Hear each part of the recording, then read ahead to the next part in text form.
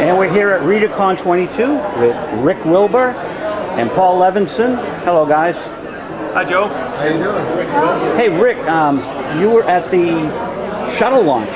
Right. I was many years ago. I was working in the newspaper business, and a newspaper in St. Louis sent me to the first shuttle launch, which was, of course, just an amazing thing at the time.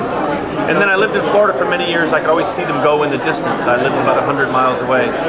And then with the last launch coming, I took a gamble and signed up for the NASA lottery to see who got tickets, and I got tickets. So I drove over and took the family and saw Atlantis go up, and it was very, I have to say, a very, very emotional day to watch that happen. So you live near? I live on the other in St. Petersburg, Florida, across the state. And on a clear day, you can see perfectly well. You can see the shuttle launches all the way across the state. Yeah, many times. Always many times get my daughter up at 4 in the morning to see those night launches. So we have, especially my daughter and I, we have this whole sort of family history, father-daughter history of the shuttle. And her entire life, she's 20 now, she's in college, and her whole life the shuttle has been this thing that was just part of her life that we did together.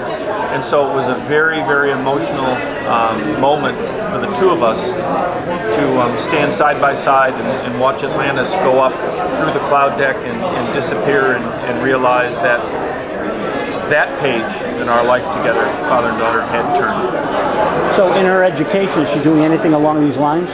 She's a wildlife ecology major. Okay. And when she was a little girl, we lived at the beach, and when she was a little girl, she was the one who was always going out and rescuing crabs. And she's had this interest her entire life.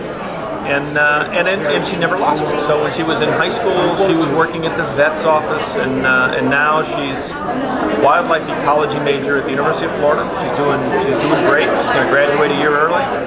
She just recently went on a research travel study tour to Africa, to South Africa, and to Swaziland, and. I mean, it's just a fabulous thing, and it's just been really interesting to watch her grow up and never lose that. I mean, I've probably changed my mind 30 times from when I was a kid. I was going to be, couldn't decide when I was young whether I was going to be an astronaut or a cowboy or a priest. None of those really worked out for me. But her interest, she's pursued it, and it has worked out. Now, has she read Future Media? She has. Good for you. She has a copy of it now, and I mentioned her in here somewhere and thank her for her patience. There we go, Future Media. But this is a book that reprints classic fiction that predicted the future of the media. Aldous Huxley, Ray Bradbury, and a lot of other terrific writers. And also has some classic essays by people like Marshall McLuhan about the future of the media. And it's got a terrific introduction written by a science fiction writer and mass media scholar and educator, Paul Levinson. Oh, so it's how appropriate to have you two here. Happen to be here. How appropriate, guys. So it's interesting because they have these different authors here at this table. Right. But you fellows decided to work it together? You know, someone decided. The people who organize cons, every once in a while, they accidentally put together a grand. Yeah, it was just perfect. So we're here talking science fiction and journalism, and mass media at the same time. That's absolutely right. Yeah. You would have made a great priest, by the way.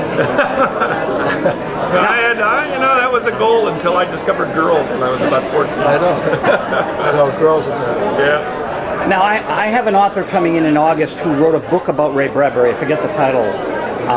But there's a biography on Ray Bradbury coming out. Right, yeah. Well, Bradbury is certainly not only one of the best known, but certainly one of the most respected of all of the great classic authors of science fiction. And he really, if you think about it, in his one work, actually he's had a bunch of great books, but here he writes a novel. It's a science fiction novel, but it's really a novel about media and about the importance of books in our lives and what would happen in a society if all the books were destroyed. And the fact that each person in this future world becomes a book. I was always fascinated by that. I read that when I was a kid, I guess, late 1950s.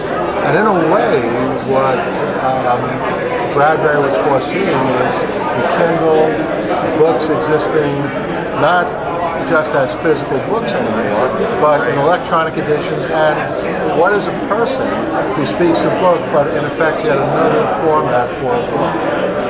In the excerpt we have in Future Media, Bradbury's in the excerpt from Fahrenheit 451, it's our hero who's questioning his job, which is burning books, and he's beginning to question whether or not he's doing the right thing.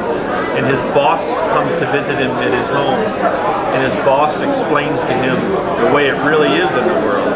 And the way it really is in the world is that the leaders are concerned that people who read books are just nothing but troublesome.